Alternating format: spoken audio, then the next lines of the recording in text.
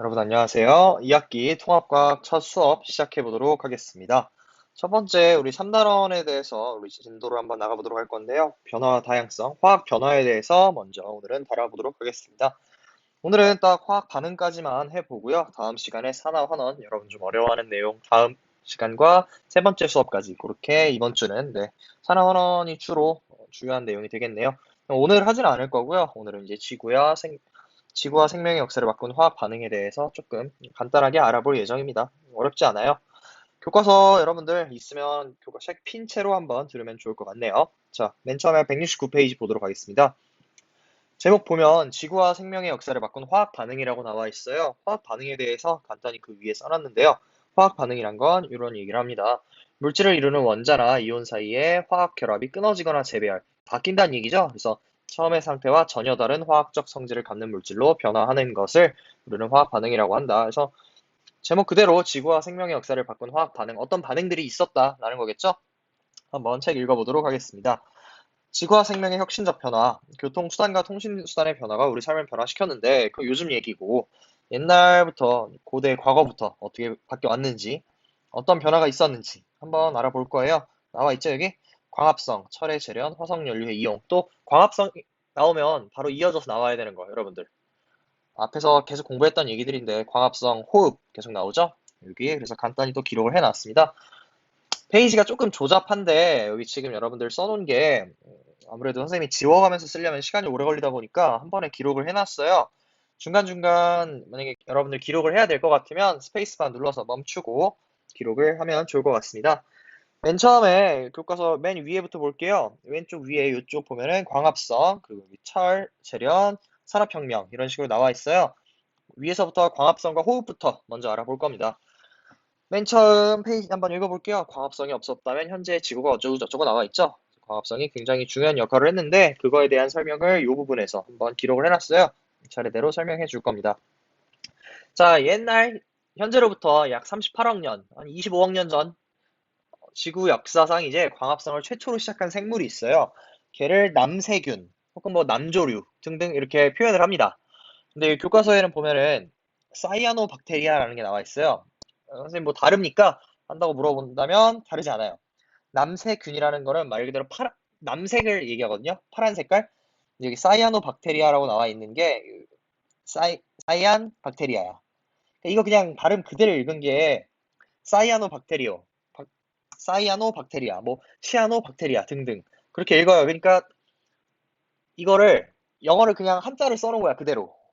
남세균이라는 거는 여러분들 여러 가지 용어 다 알고 있으면 도움이 되겠죠. 그래서 여기 시안이 청색이라고 한다는 거, 시안과 박테리아를 합쳐서 시아노박테리아, 사이아노박테리아, 뭐 남세균, 남조류 등등 이렇게 한다는 거 알고 있으면 조금 공부하는데 유리할 것 같습니다.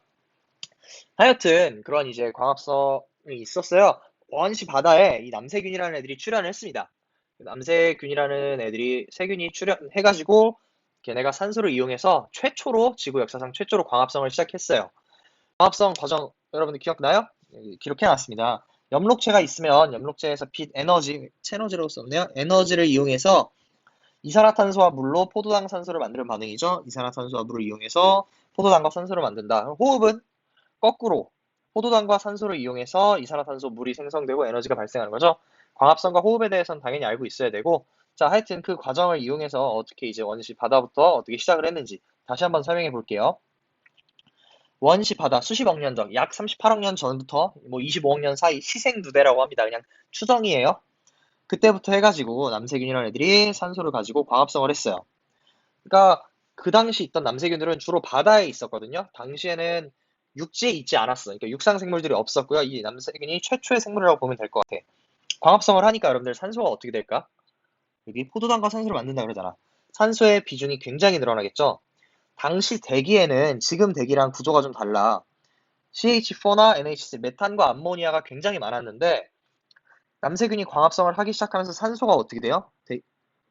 대기 중에 산소가 점점 늘어났어. 여기 나오죠? 대기 중 산소가 굉장히 늘어났다. 대기 중에 산소가 늘어나니까 어떻게 됐을까? 그 산소를 이용해서 이제 호흡을 하는 생물들이 나타나기 시작해요. 또한 대기 중 산소 비율이 굉장히 높아지면서 오존층이 형성이 됩니다. 성층권에 오존층이 형성돼요. 그러니까 산소가 뭉치고 산소 농도가 급증하면서 오존층이 형성이 된 거야. 성층권 여러분들 알고 있듯이 오존층이 형성되니까 오존층의 역할이 뭐예요? 지표에 떨어지는 유해 광선 같은 거를 차단시켜 주잖아. 그럼 어떻게 되겠어? 생물체들이 지표로 떨어지는 유해 광선을 막아주니까 오존층에 생물체들이 번성하기 좋겠지. 그러니까 생물체들이 굉장히 많아졌어요. 그래서 캄브리아기 대폭발 이런 식으로 얘기를 하기도 합니다. 육상 생물이 갑자기 이제 많아진 거야. 육지로 진격 이렇게 써놨어요. 그러니까 즉 남세균으로 인해서 당시 원시 바다에 있던 남세균의 광합성으로 인해서 뭐가 됐다? 육상 생물이 생길 수 있는 결과까지 이어졌다. 이런 얘기입니다. 지금 화학 반응하면서 앞에서 우리 오늘 공부하는 게 뭐예요? 지구와 생명의 역사를 바꾼 화학 반응이잖아. 그러니까 굉장히 커다란 반응들 중에서 광합성 호흡을 이용해 이런 반응이 있었다. 지구의 시작과도 뭐 관련이 있다고 보면 될 것 같아요. 더불어 이거는 그냥 여러분들 그냥 상식으로 알고 있으면 좋은 내용인데 상식까지 아니다. 이 박테리아, 시아노박테리아 등등 얘가 지금 광합성을 한다 그랬잖아. 근데 이거를 화성에 지금 뿌려가지고요. 화성에 산소를 공급하겠다는 계획, 뭐 그런 실험을 한 적도 있어요. 그러니까 얘가 광합성을 통해서 산소를 늘리니까 화성에다가 얘를 집어 던지는 거야. 그럼 어떻게 되겠어? 빛을 이용해가지고 빛은 받지, 태양빛 받죠? 그러니까 산소를 만드니까 화성에 산소를 높일 수 있겠지. 뭐 그런 실험도 하고 있다고 합니다. 두 번째로는 이제 여기 철에 대해서 볼 거예요. 두 번째.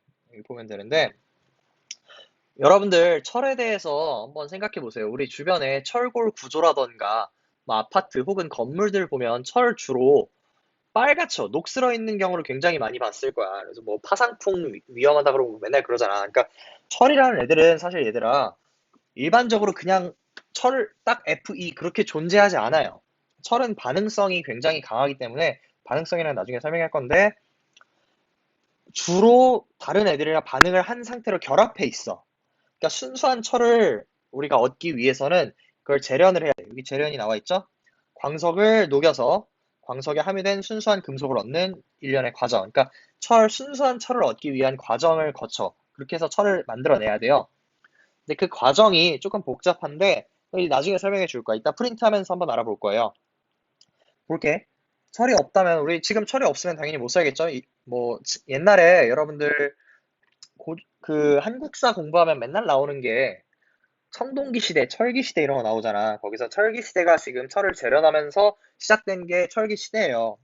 인류가 시행착오를 거치면서 공기와 코크스를 이용해 철을 얻는 방법을 찾았다라고 나오는데 코크스라는 건 그냥 이렇게 탄소로 돼 있는 성분인데 저 과정까지 설명하게 되면 굉장히 길어져요. 그래서 저거는 그냥 설명하진 않을 거고 코크스의 불완전 연소라는 것만 여러분들 한번 이런 게 있다라고 들어만 봤으면 좋겠어.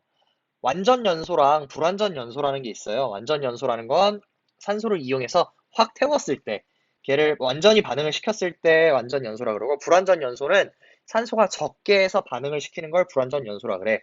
여기 나오는 공기와 코크스를 이용했다는 거는 코크스를 이용해서 불완전 연소를 시켜요. 그러니까 산소를 많이 안 넣어줘. 산소를 조금 넣어주게 되니까 원래대로면 CO2가 나와야 되는데 이게 아니라 일산화탄소가 나와. 얘를 이용해서 철을 재련을 합니다. 그 과정은 이따 프린트해서 하여튼 설명해 줄게요. 그래서 하여튼 철도 이렇게 재련을 했다는 거 알면 될 것 같고요. 그 밑에 이제 18세기 후반 산업혁명으로 인류의 삶이 크게 변했다라는 게 나와 있어요. 산업혁명, 뭐 요즘은 4차 산업혁명 얘기를 하지만 산업혁명도 굉장히 중요한 얘기니까. 가장 중요한 게 뭐냐? 산업혁명에서 나온 게 화석연료의 사용이죠. 우리는 그동안 석탄에 대해서 들어봤고 석유에 대해서 들어봤어요. 맨 처음에 석탄이 나오는 거는 여러분들 알고 있을 거야. 근데 석탄 말고, 석탄 사용하다가 나중에 좀 진화해서 어떻게 돼요? 석유를 사용했다고 나오지. 석탄과 석유에 대해서도 알고 있어야 되겠지만, 이것도 뭐, 간단하게만 설명하면 여러분들, 석탄이 꼭 여러분들 뭐, 공룡이 죽어서 만들어졌다? 공룡에 묻혀서? 그런 건 아니에요. 그러니까 뭐, 식물이 묻혀서도 되고, 공룡이 묻혀서도 가능해. 그러니까 뭐, 둘 중에 하나만 가능하다. 우리나라에서 뭐, 우리나라 그런 얘기 여러분 농담 삼아만큼 하잖아. 우리나라는 자원도 없고 뭐도 없어서 옛날에 공룡들도 없어가지고 우리나라에 석유가 안 난다라고 하는데 꼭 공룡들이 죽어야만 나온다는 건 아니야. 그러니까 그것도 그냥 알고만 있으세요. 석탄 저기 북한 쪽에서 좀 나오기는 합니다. 하여튼 네. 석탄을 옛날부터 이제 활용을 했어요. 그리고 석탄이 증기기관 연료로 사용되고서 또 철도가 굉장히 발달을 했죠. 그리고 석유도 발달을 했고요. 중요한 거는 선생님이 여기 밑에 밑줄 쳐놓은 거, 석탄, 석유, 천연가스 등 화석연료의 주성분은 탄소와 수소라는 거. 탄소와 수소 두 개에 대해서는 반드시 알고 있어야 됩니다. 여기 CH 써놨죠. 주성분이 탄소와 수소다. 그리고 그 밑에 빨간색으로 줄 쳐놓은 거 있어요. 화석연료가 산소와 반응하면 이산화탄소와 물이 생성돼서 또 열 에너지가 발생한다. 저걸 이제 연소라고 얘기하고요. 연소의 정의이기 때문에 알고 있으면 도움이 되겠죠? 그래서 주성분, 탄소와 수소가 있고 그 주성분을 이용해서 열 에너지, 뭐 탄소, 물 등 생성되고 열 에너지 발생한다는 거 알고 있어야 됩니다. 옆에 까만색으로 지금 쳐놓은 것도 한번 알아볼게요. 지금 이 과정을 반응식으로 이렇게 나타낸 건데 if로 만일 저게 뭐냐면은 예를 들어 여러분들 이 반응식을 제공해 주는데 빈칸으로 앞에 이 부분을 A라고 그냥 빈칸이라고 냈다고 해보자. A와 O2가 반응했대. 뒤에가 이렇게 나와 있어요. CO2랑 H2O가. A가 무엇이 들어갈 것이냐라고 문제를 낼 수 있겠지. 그럼 여러분들 저 A를 어떻게 맞출 수 있냐? 그러니까 얘랑 얘랑 여기 지금 나오는 거를 다 합쳐보면 돼. 여기 더한 거랑 여기 더한 게 두 개가 동등해야 돼요, 이게. 그렇게 해서 A에 들어가는 걸 추정해 볼 수 있어야 되는데, 자, 맨 처음에 뒤에 것만 먼저 볼까요? 여기 나온 애들 뭐가 있어요? C, H, O가 있지. 그럼 여기는 O가 있지. 그럼 여기가 A가 만약 모른다고 하면 O가 있으니까 C 혹은 H가 있겠지. 개수가 몇 개 들었는지까지는 모르지만 저렇게 거꾸로 역산을 통해서 추정해 볼 수는 있잖아. 저런 것도 문제 내기가 참 좋겠죠? 그러니까 알고 있으면 참 좋을 것 같습니다. 이렇게 지금 크게 광합성 호흡, 그리고 철의 재련, 그리고 화석연료의 사용까지 이렇게 몇 가지 과정을 알아봤습니다. 여러분들이 많이 어려워하는 내용 중에 또 화학 반응에 대해서 반응식을 쓰는 걸 어려워해서 그거를 지금부터는 좀 간단히 한번 설명을 해볼 거예요. 화학 반응식, 앞에서 설명했던 내용인데요. 화학 반응 전후에 원자의 종류와 개수 변화가 없다는 거. 요거를 반드시 알아야 합니다. 없다는 건 뭐냐? 지금 여기 식을 예시로 이렇게 써놨는데 앞에 개수 붙여주는 거를 한번 알아볼 거야, 여러분들. 그러니까 A랑 B가 반응해서 얘들아 C랑 D가 나왔다 하면은 A, B에 포함되는 원자 개수가 C, D의 개수랑 똑같아야 된다는 얘기예요. 그걸 여러분들이 잘 모르기 때문에 화학 반응식을 좀 어려워하는 경우가 있어요. 지금부터는 오늘 수업을 들은 뒤로 이 화학 반응식 따지는 걸 정확히 할 수 있어야 뒤에 나오는 내용들도 문제를 풀어볼 수 있기 때문에 이거를 좀 정확히 알고 있도록 합시다. 자, 그럼 다시 한번 알아볼게요.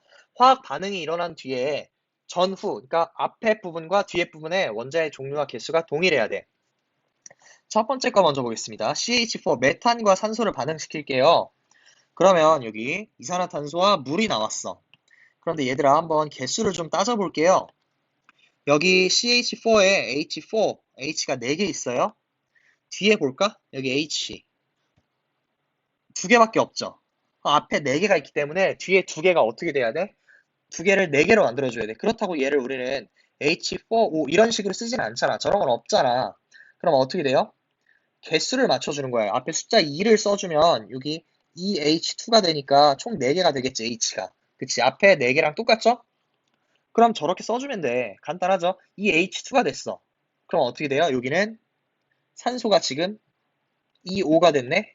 여기는 O 2개가 있죠? 얘 2개, 얘 2개 하니까 총 4개가 있어. 앞에는 어때요? 앞에 O2 2개밖에 없네요. O가 2개밖에 없지? 그럼 얘도 4개를 맞춰줘야 되니까 어떻게 해야 돼? 얘를 여기 2를 써주면 되겠지. 그럼 여기도 어떻게 돼요? 4개가 되겠지? 이렇게 반응을 맞춰줘야 된다. 요거를 지금 화학 반응식이라고 얘기를 합니다. 마저 좀 따져볼게요. 지금 H2O E 붙여주는 건 따졌고 CH4에서 H4 뒤에 H2 4개 맞췄죠. 여기 탄소 볼까? 앞에 있는 C는 하나밖에 없죠? 여기 하나밖에 없지? 더 이상 건드릴 거 없겠네. 그럼 쟤는 반응이 끝났습니다. 두 번째 거 볼게요. N2와 H2 질소와 수소가 만나서 NH3 암모니아를 만들었어요. 암모니아 만들었는데 지금 개수 볼까? 한번 따져보자. 여기 수소 2개, 여기 3개. 어때? 이상하죠? 맞춰줘야겠지. 여기 지금 질소 2개, 여기 질소 하나. 저것도 맞춰줘야겠지. 질소 먼저 맞춰볼까요? 여기 두 개니까 여기다 2를 붙여주자. 그러면 지금 질소 두 개 맞지? 얘는 맞아. 근데 수소가 어떻게 돼요? H3가 두 개 있으니까 수소가 총 6개 있는 거지. 여기 어때요? 두 개 있지. 그럼 앞에다가 뭘 붙여줘? 3을 붙여주면 3H2니까 수소가 어떻게 된다? 6개 있지. 개수 맞겠죠? 앞에 있는 N2는 건드릴 필요가 없겠습니다. 이렇게 지금 반응 전후 원자의 종류와 개수를 맞춰주면 된다. 마지막은 여러분들이 좀 어려워하는 얘기예요. 이거는 조금 자세히 봤으면 좋겠네. 이산화탄소와 산소를 이용해서 얘 뭐야? 포도당과 산소를 얻는 경우를 지금 한번 알아볼 겁니다. 꿀팁 있어요. 뭐 꿀팁까지는 아닐지언정 하여튼 이렇게 좀 복잡한 애들이 나오면 얘들아 가장 복잡한 애들을 먼저 따져주는 게 제일 편해. 자, 먼저 지워놓고 볼게요. 포도당을 제일 먼저 따져보자. 뒤에 거 C6H12O6가 있다고 할게요. 앞에는 탄소 들어가는 게 뭐가 있어, 여기? C 6개가 있는데, 여기 C 하나 들어가죠? 앞에 여기 하나. 6개니까 여기 6개만 맞춰주면 되겠지. 여기 6개 써보자. 그럼 여기 산소가 몇 개가 돼요? 6O2니까 산소가 12개가 되지. 여기는 하나가 있네? 그러면 여기 하나가 있으니까 총 13이 만들어줘야 돼. 뒤에 지금 여기 몇 개야? 6개 있죠? 맞지? 6개 있으면 우리 6개 빼보자. 7개. 얘 2개씩 붙어 있는 애들이잖아? 2개씩 붙은 애들인데 7개를 만들어야 되니까 안 나오죠. 그러면 앞에 거 조금 더 바꿔줘야겠네? 요거까지 판단이 됐으면 다시 한번 따져보도록 하겠습니다. 앞에 지금 CO2에다가 12개 붙여준 거 맞죠? 요것도 맞아볼게요. 수소 보자, 얘들아. 수소. 여기 12개 붙어 있어요. 여기 CO2에는 H가 없고 H2O에는 H가 있는데 6개 넣어주면 어때? 12개 맞죠? 그럼 산소 개수를 한번 따져볼 수 있을 것 같은데 여기 지금 산소가 여기 6O2에서 총 12개 여기 6O 해서 6개 있죠? 총 18개 있어요. 이쪽은 지금 현재 점점점 찍으면 여기 12개가 아니지? 여기 6개 붙어 있죠? 그러면 몇 개가 더 붙으면 지금 18개가 되겠어? 여기 총 12개가 나오면 되잖아. 확보를 해주면. 그럼 여기 6이 들어가면 6, 5투니까 12 되죠. 12 더하기 6 하면 18 되니까 여기 6을 써주면 모든 반응이 끝나겠다. 여러분들 여기서 주의해야 될 게 있겠지 지금?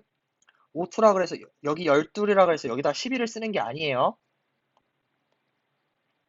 다시 여기 5투니까 여기 전체 개수를 요만큼을 총 12를 만들어줘야 되는 거잖아. 그러니까 여기다 12를 쓰는 게 아니라 6을 써줘서 산소가 총 12개가 되게. 그렇게 6 더하기 12 하니까 18, 두 개가 맞아야 된다는 거지. 6, 6, 6 이렇게. 그러니까 가장 복잡한 포도당부터 따져볼 경우에 반응식을 따지기 쉽다는 거. 앞으로 좀 어려운 반응식이 나오더라도 여러분들 이거 따질 수 있어야 됩니다. 어렵지 않죠? 화학 반응식까지 한번 알아봤고요. 그럼 이제 여기 나오는 거 이런 것들 여러분들 반응식 한번 일일이 따져볼 수 있겠지? 교과서 여기까지 한번 알아보도록 하고요. 이제 학습지 한번 볼게요. 학습지 1페이지만 오늘 한번 다뤄볼 건데요. 여기 지금 나와 있는 것부터 한번 차례차례 볼게요. 지구와 생명의 역사를 바꾼 화학 반응. 뭐뭐 했어요? 광합성과 호흡, 철의 재련, 그리고 화석연료 사용하는 거. 이렇게 총 4개 다뤘죠? 뭐 크게 3개로 묶을 수도 있겠네. 하여튼 마저 보겠습니다. 광합성은 물과 이산화탄소 이용해서 빛이 중간에 끼어 들어가면 포도당과 산소가 나오는 거. 이거 반응식도 여러분들 이제 써볼 수 있겠지? 어떻게 써줘요, 방금? 6, 그리고 여기 산소에 6, 6이 들어가면 맞았죠? 네. 수십억 년 전, 약 30, 아까 8억 년 전이라 그랬지? 바닷속 사이아노박테리아, 시아노박테리아, 뭐 남조류, 남세균 다 똑같은 말이라고 했습니다. 광합성을 하기 시작하면서 산소가 많이 나왔고, 그래서 대기 중에 산소가 많이 늘어났고, 어떻게 돼요? 산소가 늘어나니까, 산소가 늘어나니까 산소를 이용해서 호흡하는 동물들이 많아졌어, 바다에. 또한 대기 중 산소가 늘어나니까 오존층이 형성이 됐고요. 그 오존층이 안 좋은 애들을 막아주니까 지구상에 갑자기 동식물들이 늘어났다. 육상으로 이제 육지로 나오기 시작했다. 또 철의 재련 과정. 철은 반응성이 굉장히 크다 그랬어요. 그래서 철 순수한 상태로 존재하지 않고 반응을 한 상태로 존재하면서 철광석으로 존재를 하는데 그 철광석에서 산소를 제거해서 순수한 철을 얻는 과정을 얘기한다. 아까 얘기한 거죠? 지금 이거 코크스 C라고 써져 있어요. 이 코크스에다가 얘들아 산소 반응을 시켜줍니다. 근데 아까 완전 연소, 불완전 연소가 있었지? 이때는 불완전 연소를 시켜줘. 그러니까 그 불완전 연소라는 건 산소를 충분히 넣어주는 게 아니라 쬐끔만 넣어주는 거야. 여기 일산화탄소가 될 정도로만 쬐끔만 넣어줘요. 그러면 여기 있던 산화철들이 그 이산화탄소랑 반응을 해서 철과 이산화탄소가 된다는 거지. 이 철의 재련 과정이죠. 이거 사실 과정을 따지면 굉장히 복잡해져요. 막 CaCO3도 나오고 막 엄청 많은데 그걸 지금 교과서에서 다루지 않기 때문에 우리는 이 정도까지만 얘기를 한다는 거. 그냥 철광석의 주성분인 산화철이 녹는점이 높아 녹이기 힘드니까 분리하는 것도 힘들고 뭐 등등 그런 게 나와 있다. 그냥 우리는 불완전 연소를 이용해서 재련을 했다는 것만 알고 있으면 될 것 같습니다. 세 번째로 화석연료 나와 있죠. 화석연료의 주 성분이 아까 뭐라 그랬어? 탄소와 수소라 그랬지. 반드시 알고 있어야 됩니다. 그래서 여기 얘랑 산소를 반응시켰더니 이산화탄소, 물, 열에너지 등등이 나온다. 화석연료가 있으니까 여러분들 자동차 우리가 열심히 잘 타고 다니죠. 편하게.